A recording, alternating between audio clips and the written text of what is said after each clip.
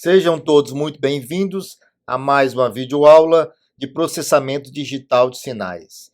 E na videoaula de hoje nós vamos introduzir o seguinte assunto: filtros digitais.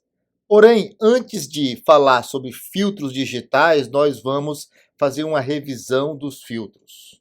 Tipos de filtros. Os filtros podem ser classificados conforme apresentado abaixo. Primeiro, filtros passivos. Esses filtros são compostos apenas por elementos passivos, tais como resistores, capacitores e indutores. Segundo tipo de filtro são os filtros ativos.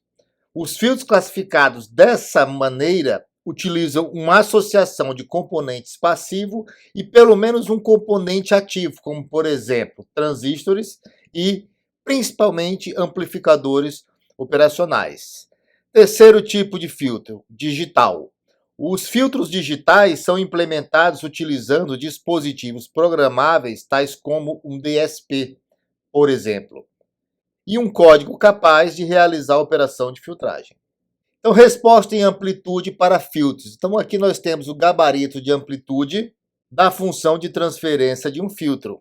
Outra nomenclatura usual é diagrama de tolerâncias. Então, a gente consegue ver aqui claramente a frequência de passagem, ômega-p, a frequência de rejeição, ômega-s. Nós temos também a faixa de passagem, ou banda passante, temos a faixa de transição, ou banda de transição, e temos a faixa de rejeição, ou banda de rejeição. Então, aqui nós estamos tomando como exemplo a resposta em frequência para um filtro passa-baixa. Filtros passa-baixas. Então, como exemplo, considera-se o filtro passa-baixas ideal, o qual preserva todas as frequências dentro da faixa de passagem e atenua por completo todas as frequências dentro da faixa de rejeição, sendo nula a faixa de transição. Então, nós estamos falando do filtro passa-baixa ideal. O filtro será obtido tomando por base o seguinte sistema linear invariante no tempo. Então, aqui nós temos a resposta em frequência para um filtro passa-baixas ideal. Então, aqui nós temos a resposta em módulo e a resposta em fase. A resposta ao impulso para esse filtro passa-baixas ideal pode ser obtida utilizando a transformada inversa de Fourier. Então, aplicando a transformada inversa de Fourier ao filtro passa-baixas ideal, eu vou realizar aqui essa integração. Então, os passos matemáticos aqui vocês podem acompanhar: mudança de variável para realizar a integração, depois realizei a integração, voltei às variáveis originais. E aí eu estou desenvolvendo matematicamente até que eu chegue em uma determinada expressão matemática no domínio do tempo. Não dá para perceber claramente que essa função aqui é a função sinc, né? Então aqui nós temos exemplo de um filtro passa-baixas ideal no domínio do tempo. Então vamos considerar o filtro passa-baixa ideal com magnitude 1 e fase linear na banda de passagem e resposta 0 na banda de corte, onde ômega-c é chamado frequência de corte e alfa é o atraso de amostra. A resposta ao impulso para esse filtro é infinita e dada por a seguinte expressão: para obter um filtro φ a partir de HD de n, precisamos truncar HD de n em ambos os lados. Um típico filtro passa-baixas possui ganho máximo para ômega igual a 0. Como um polo aumenta o ganho nas frequências em sua vizinhança, coloca-se um polo no eixo real, como mostrado na figura. Então aqui nós temos exemplo de um filtro passa-baixa de primeira ordem, e aqui nós temos a resposta em frequência. Então aqui nós temos um filtro passa-baixa, um filtro RL, e a obtenção da função de transferência para esse filtro. Então aqui nós temos a função de transferência para esse filtro aqui.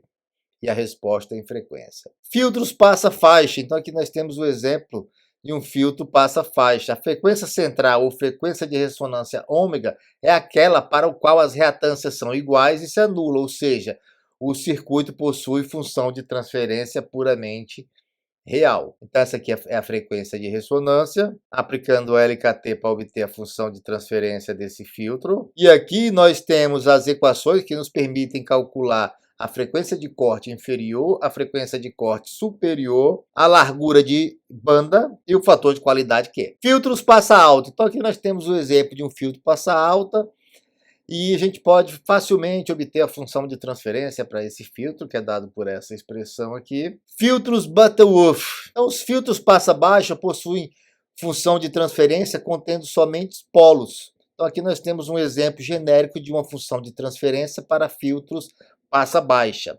A função de transferência descrita pode ser utilizada para implementar diferentes filtros, dependendo da escolha dos coeficientes do polinômio do denominador. Então eu posso implementar um Butterworth, um Chebyshev, um Bessel, um Cauer, um elíptico, gaussiano, entre outros.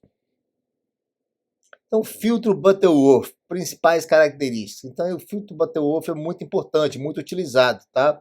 E quais são as principais características? Ele tem uma resposta maximamente plana na banda de passagem, como vocês podem ver aí no gráfico, e uma banda de transição lenta, né? Então, vai depender da quanto maior a ordem do filtro, mais rápido vai ser a transição da banda de passagem para a banda de rejeição. Menor será a banda de transição.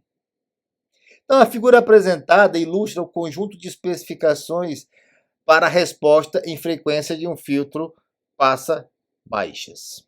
Portanto, utilizando essas equações aqui eu tenho o caso em que eu tenho um filtro de primeira ordem e sua função de transferência, o caso que eu tenho um filtro de segunda ordem e sua função de transferência, o caso que eu tenho um filtro de terceira ordem e sua função de transferência. E aqui eu tenho uma tabela com resumo para os filtros Butterworth de ordem 1, 2, 3, 4, 5 e 6.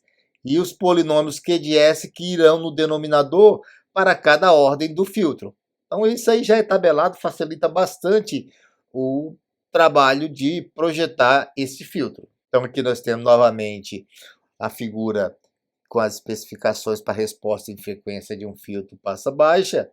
E a gente pode obter a ordem, uma equação que determina a ordem para esse filtro.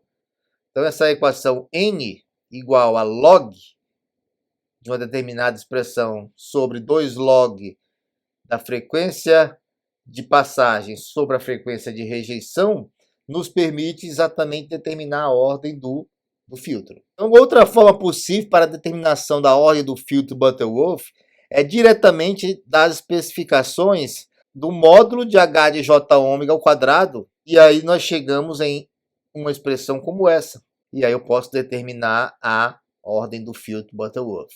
Projete um filtro passa baixas de Butterworth que satisfaça as seguintes especificações: frequência de passagem 10 kHz, frequência de rejeição 40 kHz, eu tenho gama de 5% e Mi igual a 5% também. Então aqui nós temos a expressão que determina a ordem do filtro. Então, vou precisar de um filtro de terceira ordem. A partir da tabela, eu obtenho a função de transferência e, utilizando essa equação aqui, eu determino a frequência de corte. Uma vez que eu tenho uma frequência de corte, eu tenho uma função de transferência para o meu filtro de Butterworth.